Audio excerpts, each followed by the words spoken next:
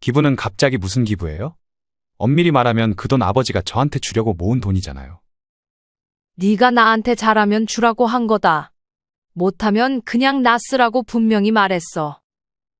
제가 그 말을 어떻게 믿어요? 그럼 왜 아버지가 이 엄마 이름으로 통장을 만들어 줬겠니? 제가 못한 건 또 뭐가 있어요? 가슴에 손을 얹고 엄마한테 잘했다고 할 수 있니? 잘하진 못했어도 못한 건 없잖아요. 네가 못한 거 하나하나 다 말해볼까? 방금 대화 속 주인공 72세 양순옥 할머니와 그의 아들 조윤철입니다. 이날 아들 윤철은 아버지가 모아놓은 현금 10억에 대한 얘기를 양 씨에게 꺼냈습니다. 이 돈은 몇 년 전 양 씨의 남편이 세상을 떠나기 전에 아내에게 맡겼던 돈이었습니다. 하지만 얼마 전 양 씨는 이 돈을 아들에게 주지 않고 자기 쓸 돈 외에 전부 기부하기로 마음먹고 이미 기부할 단체와 얘기도 끝난 상태였습니다. 이 소식을 알게 된 아들은 당장 엄마에게 큰 소리를 쳤습니다. 정 기부하시려면 반 정도만 하시고 반은 저 주셔야 하는 거 아니에요? 안 그래도 반 정도만 기부하고 반은 내가 쓸 거다. 엄마가 그 큰 돈을 다 어디다 쓰시게요? 다 쓸 때가 있다. 양 씨는 단호하게 말하고 방으로 들어가 문을 걸어 잠그고 더 이상 할 얘기 없다며 아들을 돌려보냈습니다. 과연 양 씨는 왜 이토록 아들에게 단호하게 대해야 했을까요? 지금부터 양 씨의 이야기를 들려드리겠습니다. 양 씨는 어린 시절 가난한 집안의 막내딸로 태어났습니다. 집은 가난했지만 양 씨의 부모님은 아들과 딸을 가리지 않고 아낌없이 사랑을 베풀었습니다. 그중 막내딸이었던 양 씨를 아버지가 유난히 예뻐했습니다. 양 씨의 아버지는 양 씨가 결혼을 하지 말고 쭉 자기와 살기를 바랬습니다. 그렇게 조금 늦은 나이까지 양 씨는 시집을 가지 않았는데 양 씨의 어머니가 나중에 혼자 남게 될 양 씨가 안쓰러웠는지 남편을 설득해 결국 양 씨는 중매로 시집을 가게 되었습니다. 양 씨의 남편은 양 씨가 시집을 갈 무렵 어머니와 함께 양계장을 운영하고 있었습니다. 양 씨의 시어머니는 양 씨의 부모님과 마찬가지로 양 씨를 아주 예뻐했습니다. 그래서 양 씨를 그냥 집에서 살림만 맡기고 절대 양계장에서 일하게 하지 않았습니다. 양 씨의 시어머니는 양 씨를 정말 친딸처럼 아껴주었습니다. 하지만 받았던 것을 돌려주기도 전에 양 씨가 시집 온 지 2년도 되지 않아 시어머니는 세상을 떠났습니다. 양 씨는 시어머니를 알게 된 지 얼마 되지 않았지만 그 짧은 시간 동안에도 양 씨는 시어머니의 마음을 전부 느낄 수 있었습니다. 양 씨의 남편은 어머니가 돌아가시자 매우 슬퍼했습니다. 양 씨는 그런 남편을 위로했고 남편을 도와 시어머니의 빈자리를 채워주려 양계장에 일을 나가기 시작했습니다. 처음에는 적응이 매우 힘들었습니다. 시끄러운 소리와 냄새, 양 씨는 양계장 첫날에는 1시간도 일하지 못했습니다. 하지만 갈수록 적응을 했고 그렇게 시어머니를 대신해 남편과 양계장을 운영하며 꽤 많은 돈을 모을 수 있었습니다. 이후 양 씨는 남편과 함께 아들 윤철을 낳았습니다. 양 씨와 남편 모두 아끼는 성격이었어서 돈을 은행에 차곡차곡 모아두었고 나중에 아들을 위해 물려줄 생각을 하고 있었습니다. 그렇게 시간이 흘러 아들은 어느덧 성인이 되었습니다. 아들은 대학에 들어가지 않고 곧바로 취업을 선택했고 취업을 하자마자 독립했습니다. 이맘쯤 남편은 건강이 안 좋아졌고 양 씨는 그런 남편을 돌봐야 했기에 양계장을 넘길 생각을 하고 있었습니다. 양 씨와 남편은 처음에 아들이 이 일을 대신 해줬으면 싶었습니다. 양 씨는 이 일을 넘겨받으면 일은 고단하지만 돈을 어느 정도 벌 수 있다며 아들을 설득했습니다. 하지만 아들은 지금 사는 서울을 벗어나고 싶지 않아 했고 괜히 가오가 떨어진다며 양계장 물려받는 것을 거절했습니다. 양 씨는 아들의 뜻을 남편에게도 전달했고 결국 그 근처에 살던 성실한 청년에게 양계장을 넘겨줬습니다. 양계장을 넘기면서 꽤 많은 돈을 받았던 양 씨와 남편은 그 돈으로 서울에 있는 작은 오피스텔을 구매했습니다. 평수는 작았지만 위치가 좋아 월세도 넉넉하게 받을 수 있었습니다. 그동안 모아놓았던 돈과 월세를 받으며 이제는 더 이상 양 씨는 일을 하지 않아도 됐습니다. 양 씨는 그렇게 아픈 남편을 돌보는 것에 많은 시간을 쏟았습니다. 양 씨의 아들은 어릴 때까지만 해도 아버지의 말을 아주 잘 따랐습니다. 아버지가 하는 건 뭐든 따라했고 무슨 힘든 일이 있을 때면 아버지에게 먼저 가서 조언을 구했습니다. 워낙 체격도 컸던 양 씨의 남편이었기에 아들의 눈에는 그런 아버지가 슈퍼맨처럼 느껴졌던 것 같았습니다. 하지만 이제는 병상에 누워있는 시간이 길어지고 아들도 나이가 들면서 가치관이 생기자 아들은 아버지를 대하는 태도가 조금 달라지기 시작했습니다. 윤철아, 오늘 간만에 니네 아버지 모시고 외식이나 할까? 아, 네, 알겠어요. 제가 태우러 갈게요. 양 씨의 남편은 이제 휠체어가 없으면 걸을 수가 없어 양 씨와 아들은 낑낑대며 아버지를 차에 태웠습니다. 그러고는 예약한 식당으로 향했습니다. 그래도 아직 말을 할 수 있었던 양 씨의 남편은 아들에게 안부를 물었습니다. 요샌 힘든 거 없어? 힘든 거야 많죠. 아빠한테 얘기해봐. 힘든 거 말해서 뭐해요. 얼른 식사하세요. 아들은 말해봤자 입만 아프다는 듯 대화 화제를 넘겼습니다. 양 씨는 익숙하게 남편에게 밥을 먹여줬고 이제 남편은 양 씨가 먹여주는 음식마저도 반은 흘려버리고 말았습니다. 아들은 그런 모습이 조금 보기 불편하고 비위가 상했는지 음식을 먹다가 말았습니다. 왜 그것만 먹어?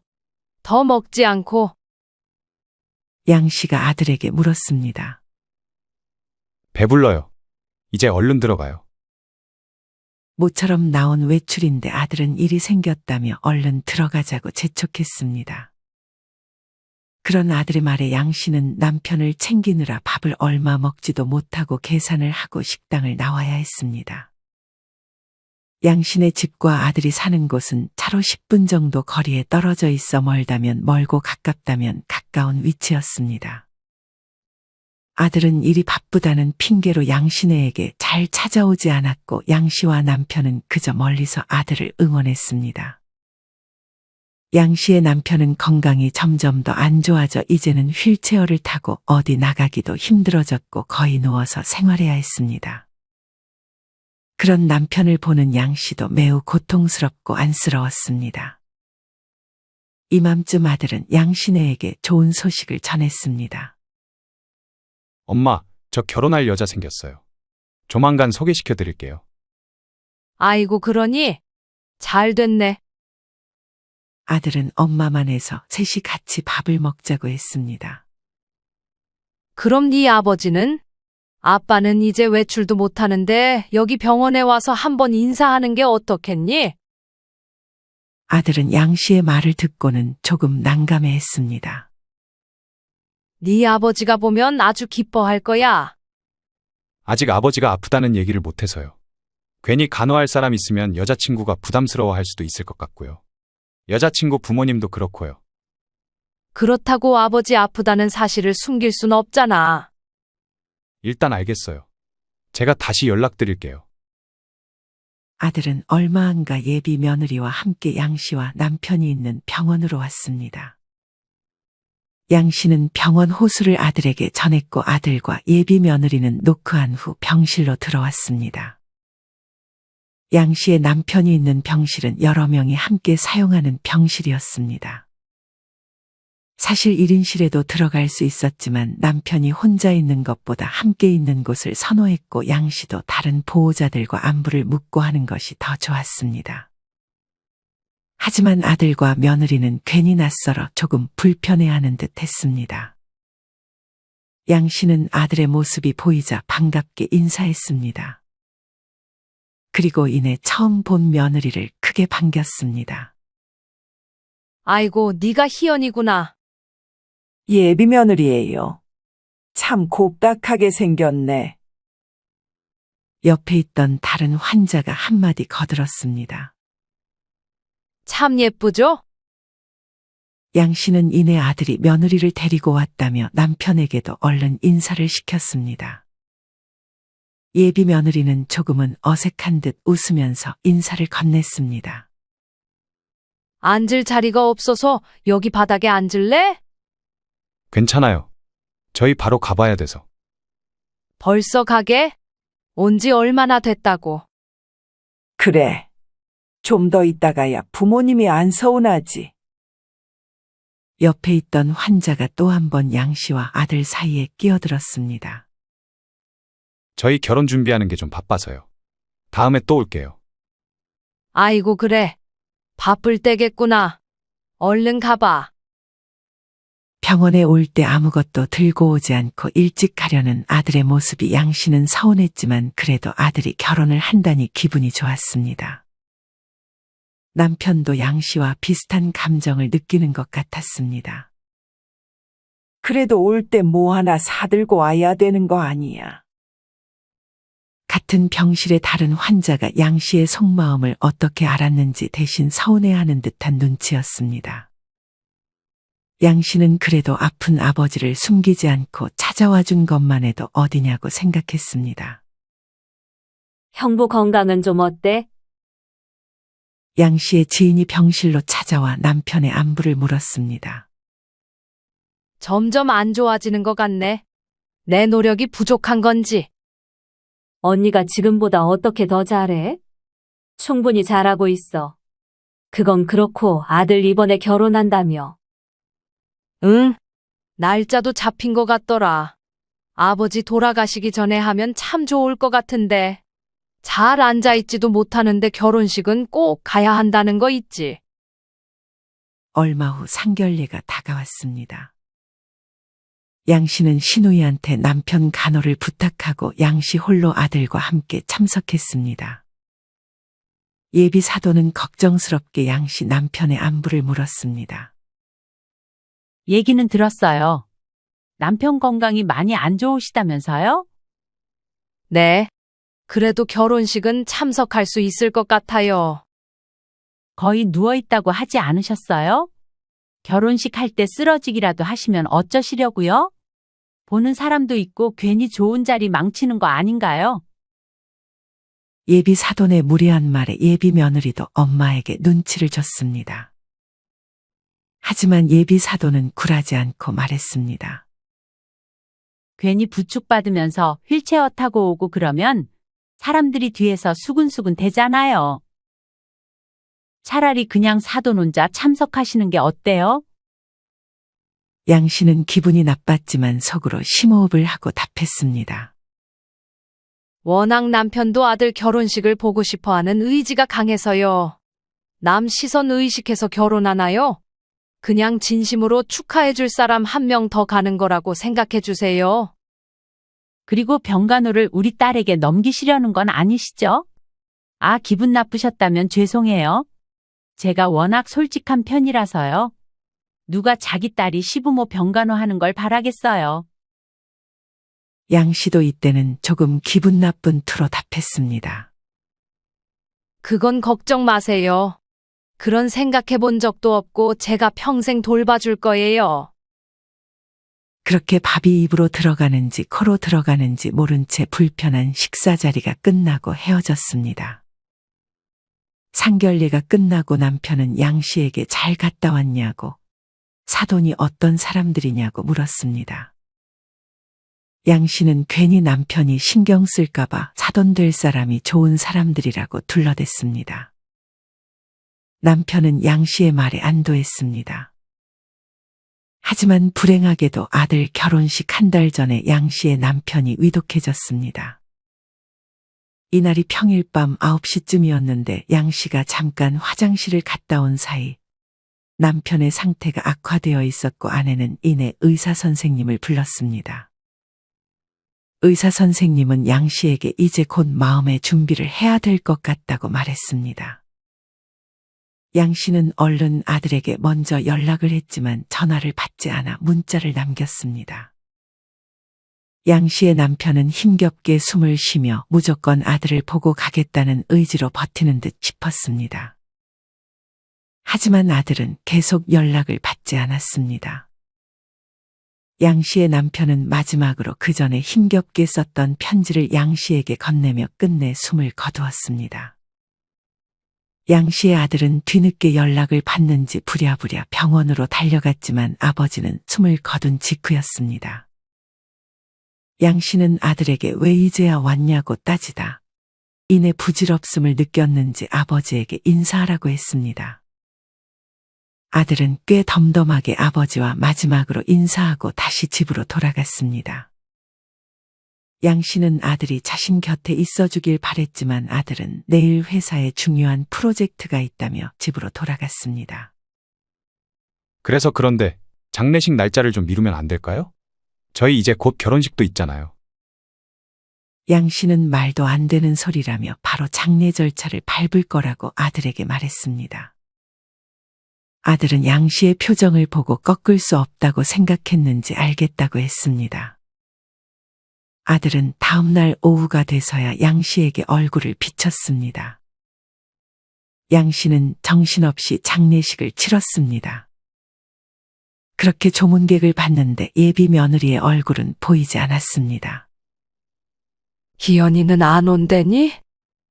저녁에 잠깐 들린대요. 오늘 주말인데 어디 갔어? 그냥 집에서 쉬고 있어요. 워낙 집에 있는 걸 좋아해서. 그래도 이제 결혼할 사이인데 좀 오래 있다 가는 게 좋지 않겠어? 아직 결혼 전이잖아요. 이후 저녁이 돼서야 예비 며느리는 얼굴을 비쳤습니다.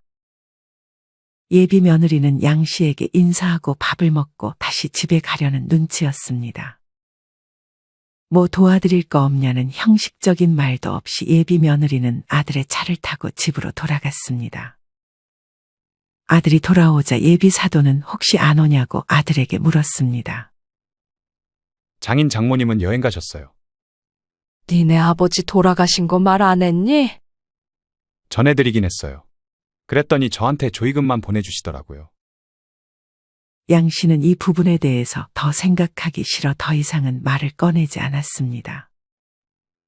그렇게 발인까지 끝나고 아들은 양 씨를 집까지 태워다 주고 돌아갔습니다. 아들은 이미 마음의 준비를 끝냈는지 아버지의 죽음을 크게 슬퍼하지 않는 듯 보였습니다. 양 씨는 아들이 그렇게 힘들어하지 않으니 오히려 다행이라는 생각도 들었습니다. 양 씨는 그렇게 쓸쓸히 집으로 돌아왔습니다. 남편이 병원에 있을 때 집에는 오랜 시간 있지 않아서 집이 조금은 낯설게 느껴지기도 했습니다. 그렇게 도착한 집안은 참으로 고요했습니다. 양 씨는 그간 정리하지 못했던 집을 먼저 정리했습니다. 그렇게 정리를 끝내고도 양 씨는 무언가 할 일을 찾았습니다. 아니, 할 일을 찾아야 했습니다. 안 그러면 양 씨의 마음은 곧장 모래성처럼 무너져 내릴 것만 같았습니다. 양 씨는 그간 밥을 잘 먹지 못해 허기가 밀려왔습니다. 그러고는 냉장고에 언제 사둔지도 모를 반찬들을 꺼내 밥을 먹었습니다. 그리고 배가 부르자 이내 참을 수 없는 공허함이 몰려왔습니다. 양 씨는 그제서야 이제 남편이 없음을 실감하고 한참 동안 그 자리에서 눈물을 흘렸습니다. 이후 아들의 결혼식이 다가왔습니다. 예비 사도는 양 씨의 남편이 떠난 후에 안부 인사도 없이 그저 해맑게 양 씨에게 인사했습니다. 양 씨는 그런 사돈을 애써 무시하고 아들을 축하했습니다. 아들을 보니 남편 생각이나 이날도 양 씨는 흐르는 눈물을 참을 수 없었습니다. 그렇게 결혼을 하고 나서 아들은 뭐가 그렇게 바빴는지 양 씨에게 얼굴을 비추는 일이 거의 없었습니다. 양 씨는 내심 혼자 남겨진 자신을 아들이 잘 챙겨줄 줄 알았지만 그건 그저 양 씨의 기대였습니다. 양 씨는 그냥 아들에게 바라지 말자 생각할 뿐이었습니다. 이후 어버이날 하루 전에 아들이 양 씨에게 점심을 사주겠다며 연락이 왔습니다. 양 씨는 거의 집에만 있다가 간만에 외출 준비를 했습니다. 양 씨는 아들이 예약한 식당에 먼저 들어가 앉아 있었습니다. 양 씨는 내신 며느리도 같이 올 것이라 생각했지만 아들 혼자 식당에 들어왔습니다. 혼자 왔어? 오늘 주말인데 희연이는 뭐 하고? 희연이는 주말엔 체력 보충해야 한다면서 집에서 잘 안 나와요. 그래도 이제 결혼한 사이인데 올 거면 같이 오지 그랬어. 아들은 다음에 데려오겠다며 양 씨를 달랬습니다. 그건 그렇고 사돈네는 오늘 안 찾아갈 거야? 저녁에 희연이랑 같이 갈 거예요. 식당은 장모님이 예약하셨다고 하시더라고요. 양 씨는 내심 서운했습니다. 같은 어버이날인데 자기한테는 아들만 오고 사돈한테는 아들 며느리가 함께 간다니 뭔가 무시받는다는 느낌을 지울 수 없었습니다. 이후 양 씨의 시아버지 제사가 다가왔습니다. 양 씨는 남편이 세상을 떠나고 나서 시누이들과 사이가 안 좋아져서 남편의 형제들은 시아버지의 제사에 참석하지 않았습니다. 양 씨의 시누이는 양 씨의 남편이 아플 때 병간호를 조금 해줬다는 이유로 많은 것을 요구했고, 양 씨는 병간호 해준 것 이상으로 돈을 주긴 했지만 그걸로 만족하지 않는 시누이들은 더 많은 재산을 받기를 원했습니다. 하지만 양 씨는 시누이들의 요구를 들어줄 이유가 없었습니다. 만만하게 봤던 양 씨가 재산을 나눠주지 않자 시누이들은 화가 나 더 이상 제사에도 찾아오지 않았던 것이었습니다. 양 씨는 이내 아들에게 연락했습니다. 다음 주 할아버지 제사인데 올 수 있겠니? 토요일인데. 아, 네. 갈게요. 아들은 조금 귀찮아하더니 가겠다는 말을 남겼습니다. 아들은 이날도 혼자 참석했습니다. 이젠 혼자 왔냐고 물어보는 것도 그만해야겠다 싶어 양 씨는 아들과 함께 조용히 제를 지냈습니다. 양 씨는 아들에게 다음 주 금요일에 시간 괜찮냐고 물었습니다. 다음 주 금요일에 엄마 생일인데 시간 괜찮아? 다음 주 금요일이요? 잠시만요. 아들은 이내 핸드폰에서 일정을 확인하는 듯 싶었습니다. 아, 어쩌죠. 그날 희연이네 외할아버지 제사가 있어요. 너는 희연이네 할아버지 제사까지 전부 참석하는 거야? 양 씨는 잘 이해가 되지 않았습니다. 어버이날에도 그렇고 할아버지 제사도 그렇고 본가일에는 아들만 참석하고 며느리 쪽 일에는 아들과 며느리 모두 참석하는 것이 도무지 이해가 가지 않았습니다. 똑같은 할아버지 제사인데 우리 쪽은 며느리가 안 오는데 처가 쪽은 사위인 너도 가고 하는 건 좀 그렇지 않니? 저희 장모님이 워낙 그런 거에 예민하셔서요. 제가 안 가면 많이 서운해하세요. 사실 양 씨는 크게 티를 안 냈지만 서운한 건 마찬가지였습니다. 아들은 양 씨의 마음을 읽었는지 다음 달에 있었던 아버지의 첫 제사의 며느리를 데리고 찾아왔습니다. 양 씨는 별 기대하지 않았는데 며느리가 오자 반가웠습니다. 하지만 며느리의 표정은 그리 좋지 않았습니다. 오늘 희연이 몸이 좀 안 좋니? 양 씨는 아들에게 조심스럽게 물었습니다. 그냥 오늘 좀 피곤한가 봐요. 며느리는 뭐가 마음에 안 들었는지 제사를 지내는 내내 한마디도 하지 않았습니다. 음식 많이 했는데 좀 싸갈래? 아니에요. 시간도 늦었고 저희 얼른 들어가 볼게요. 그래, 고생했다. 얼른 들어가 봐.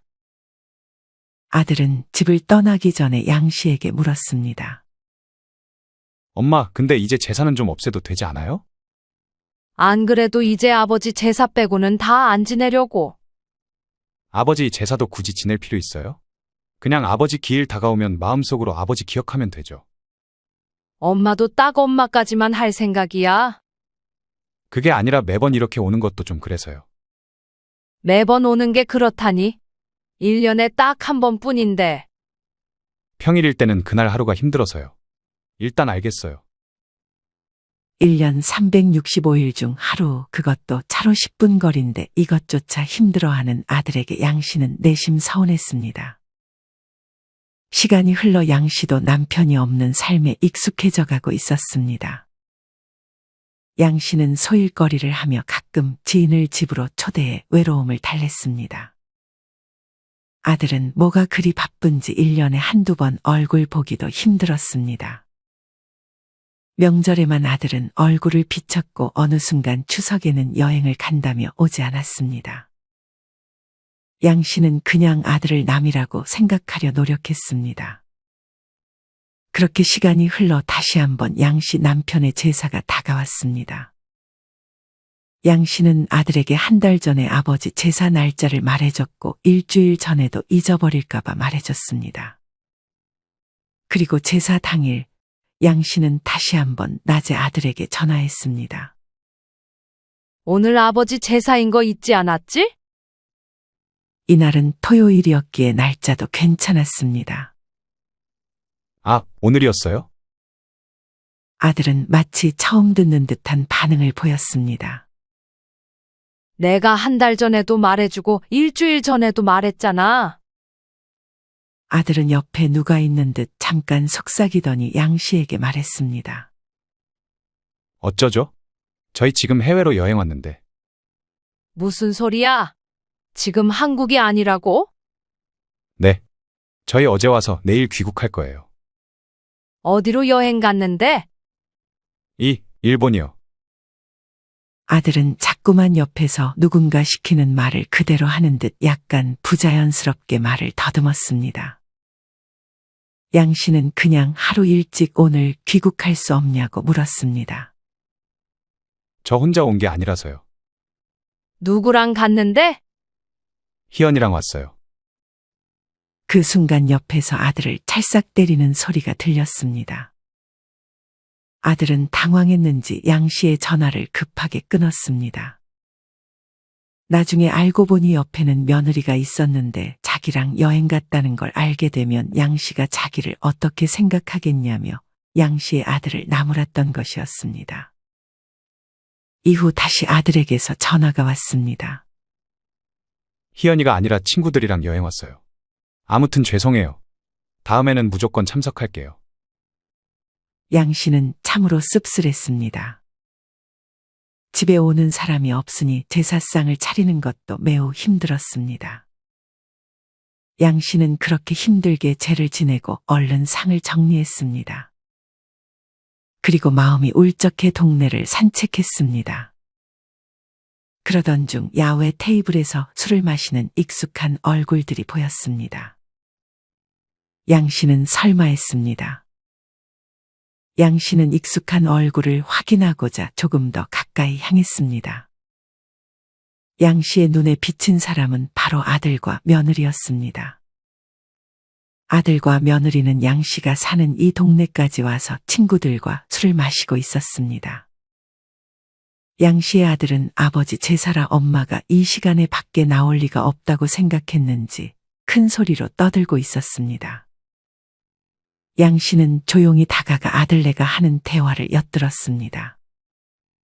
너네 오늘 아버지 제사라고 하지 않았어? 집도 이 근처인데 얼굴은 보고 와야 되는 거 아니야? 그나마 아들의 친구 중 개념 있는 친구가 아들에게 옳은 말을 했습니다. 요새 제사를 누가 지내? 그거 얼핏 듣기로는 중국에서 내려온 문화 아니야? 옆에서 며느리가 아들의 말에 동조하는 말을 꺼냈습니다. 아무리 그래도 여행 갔다고 거짓말하는 건 좀 심했다. 토요일은 놀아야지. 일주일에 하루밖에 없는 날인데. 술이나 마시자. 양 씨는 그런 아들의 말에 큰 배신감을 느꼈습니다. 그래도 우리 할아버지 제사에는 꼭 와야 돼. 안 그럼 우리 엄마가 나한테 얼마나 잔소리를 하는데. 처가 쪽 제사는 토요일이라도 참석해야지. 제사를 안 갈 거면 양쪽 다 가지 말던지. 제사는 싫다면서 처가 쪽 제사는 다 참석하고 자기 아버지 제사에는 이렇게 엄마에게 여행 갔다고 거짓말까지 하면서 오지 않는 아들이 참으로 괘씸했습니다. 양 씨는 다시 집으로 돌아갔습니다. 그러고는 남편이 아들이 양 씨에게 효도하면 물려주라고 했던 통장을 꺼냈습니다. 그 통장 안에는 무려 10억 원이 들어 있었습니다. 양 씨는 아들이 손주를 낳으면 이 돈을 물려줄 생각이었습니다. 하지만 양 씨는 이 돈을 그냥 아들에게 물려주지 않기로 결심했습니다. 아들과 며느리는 손주를 낳을 생각도 없어 보였고 워낙 놀러 가는 것을 좋아해 노는데 다 써버릴 것만 같았습니다. 무엇보다 이 돈이 처가 쪽에 쓰인다는 것도 양 씨는 용납할 수 없었습니다. 양 씨는 이 돈을 그냥 기부하기로 마음먹었습니다. 양 씨는 이날부터 신중히 기부할 곳을 골랐습니다. 투명하게 자신과 남편이 모은 돈을 잘 써줄 단체를 정해 그쪽으로 연락했습니다. 이후 아들은 아버지 제사에 거짓말하고 오지 않은 것이 미안했는지 양 씨의 집에 와 같이 밥을 먹자고 했습니다. 그렇다고 자기가 요리를 해주는 것도 아니었고 무언가를 사들고 오는 것도 아니었습니다. 그저 밥을 같이 먹어주는 것만으로 갚는다고 생각하는 것 같았습니다.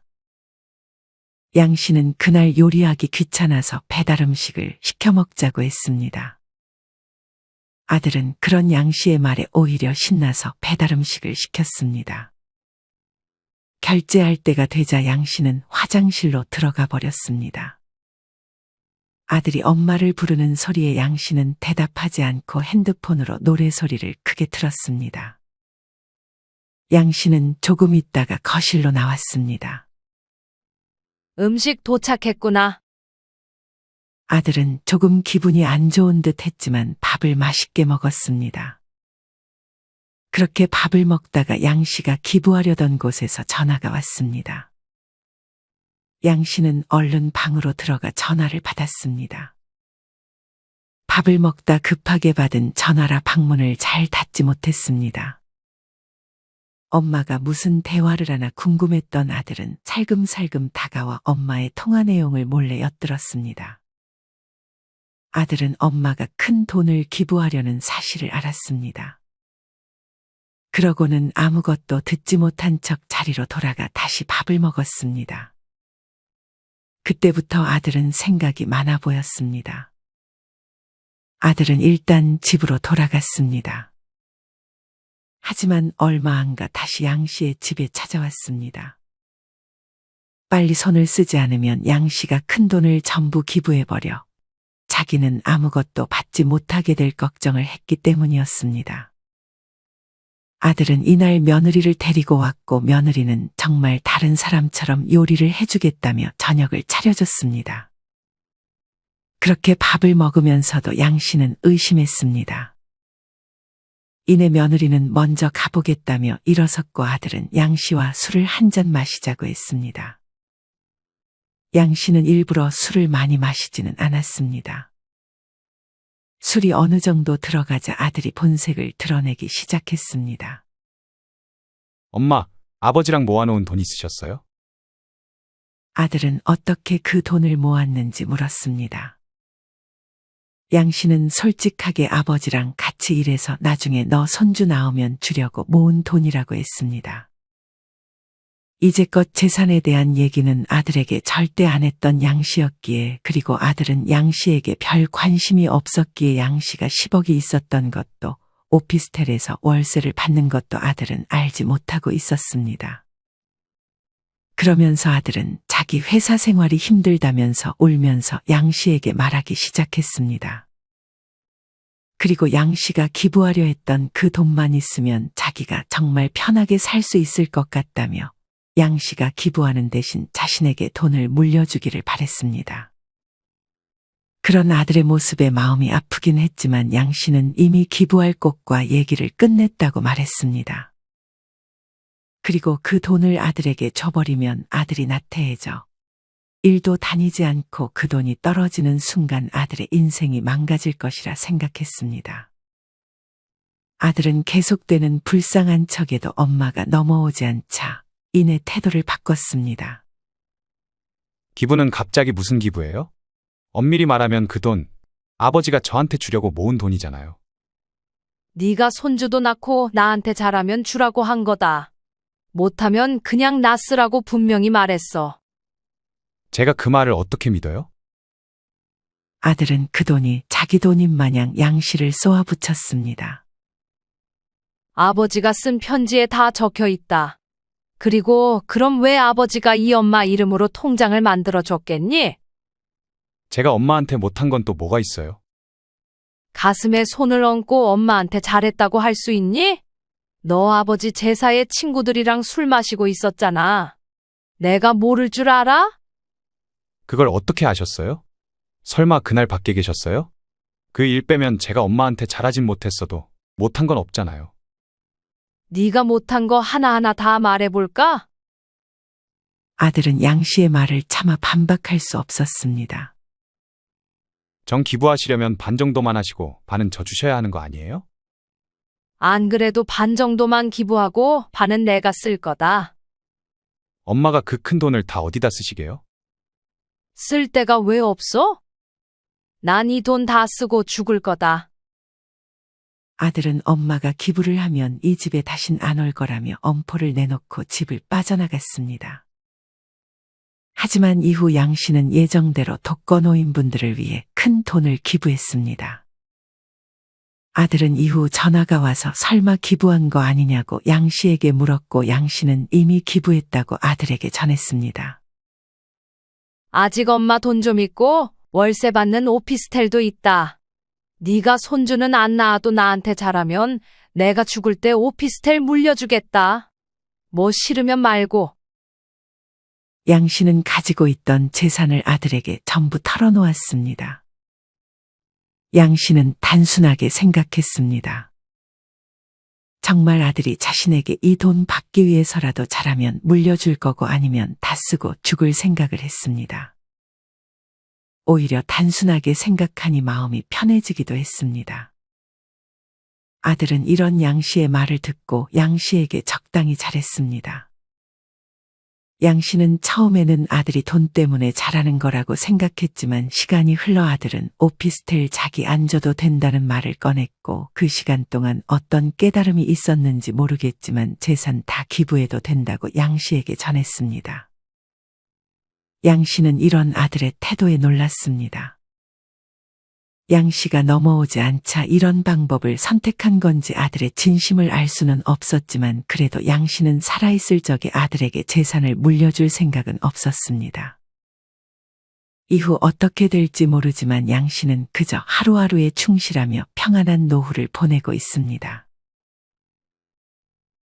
여러분은 이런 양씨의 이야기를 어떻게 들으셨나요? 물론 제사가 없어지는 추세이긴 하지만 처가 제사는 다 참석하면서 자기 아버지 제사에는 거짓말하며 안 오는 아들에게 큰 배신감이 느껴지는 것은 어찌 보면 당연하다는 생각이 듭니다. 물론 위치가 너무 멀다면 평일에 제사에 참석하기는 조금 어려울 수 있습니다. 하지만 여러분은 만약 자식이 비교적 가까운 거리에 살고 있다고 가정했을 때 처가 제사만 챙기고 본가 제사에는 소홀한 아들이 있다면 어떻게 대처하셨을 것 같으신가요? 이와 관련하여 여러분의 자유로운 생각들을 댓글로 남겨주세요. 이상으로 오늘의 영상을 마치겠습니다. 우리 모든 구독자분들의 행복한 여생을 응원합니다. 다음에 더 좋은 내용으로 찾아뵙겠습니다. 감사합니다.